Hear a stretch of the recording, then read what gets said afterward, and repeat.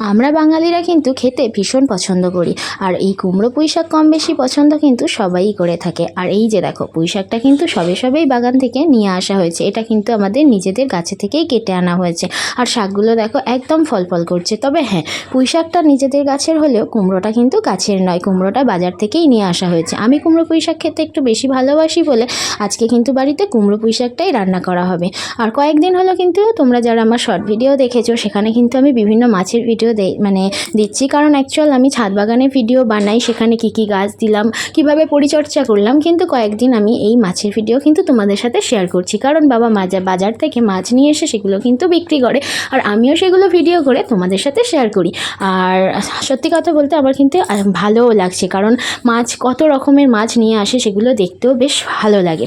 আজকে কিন্তু যেহেতু কুমড়ো পুঁই শাক রান্না হবে, তার সঙ্গে কিন্তু একটু চিংড়ি মাছ না পড়লে ভালো জমে না। চিংড়ি কাঁকড়া এগুলো দিয়ে কিন্তু কুমড়ো পুঁই শাক বেশ জমে।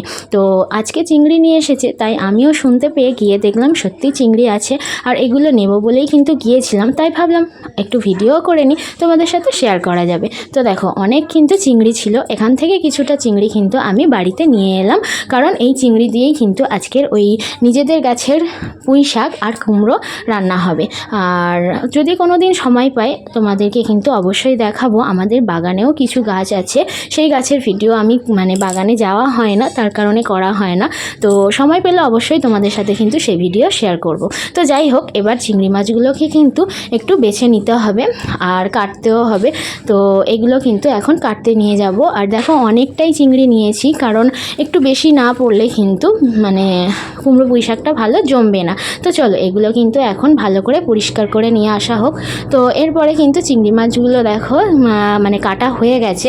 তো আমি যখন গেলাম দেখলাম মায়ের কিন্তু চিংড়ি মাছগুলো কাটা হয়ে গেছে। অন্যান্য যেসব মাছগুলো ছিল বাড়িতে রান্না করার জন্য, সেগুলো কিন্তু ধুচ্ছিল। আর আমি যখন গেলাম দেখলাম যে চিংড়ি মাছটা কাটাই হয়ে গেছে।